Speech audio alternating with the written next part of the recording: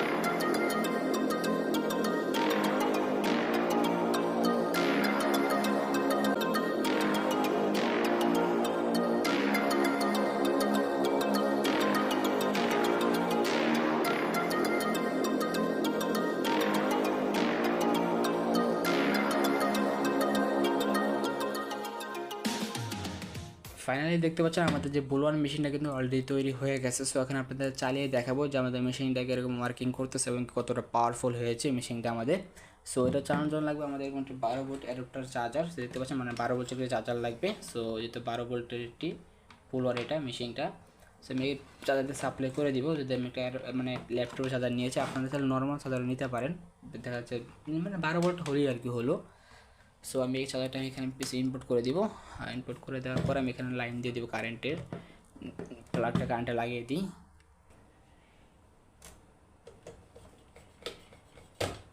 লাগিয়ে দিয়েছি। এখন যদি সুইচটা অন করি তাহলে দেখবেন ব্লোয়ার যে মেশিনটা চলতেছে। সো আমি সুইচটা দিয়ে দেখাই, দেখতে পাচ্ছেন চলতেছে।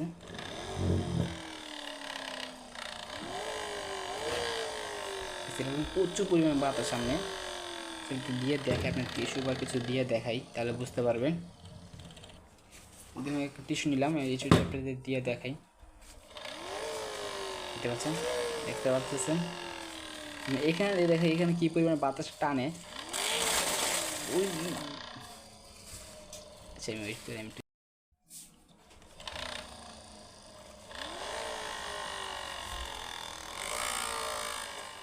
এখন আমি আপনাদের এই পিসিটাকে ওয়াশ করে দেখাবো। দেখতে পাচ্ছেন এই পিসিটা কিন্তু অনেক দিন পরে আছে, মানে আমি প্রায় এক সপ্তাহ ধরে চালাই না। সো এখানে পরে আছে, অনেক ময়লা পরে আছে, দেখতে পাচ্ছেন এই যে ময়লা। এটা আমি একটু লাইটিং কম যেতে দেখতে পাচ্ছেন যে ময়লা, দেখতে পাচ্ছেন ময়লা পরে আছে। সো ভিতরে কিন্তু অনেক ধরনের ময়লা আছে, যে পাখা পোকে পাখা দিয়ে ময়লাটা ভরা, উপর দিয়ে কিন্তু যে ময়লা দেখতে পাচ্ছেন। সো আমি এখানে এটাই আমি এখন ওয়াশ করে আপনাদের দেখাবো। সো এটা ওয়াশ করে নিই।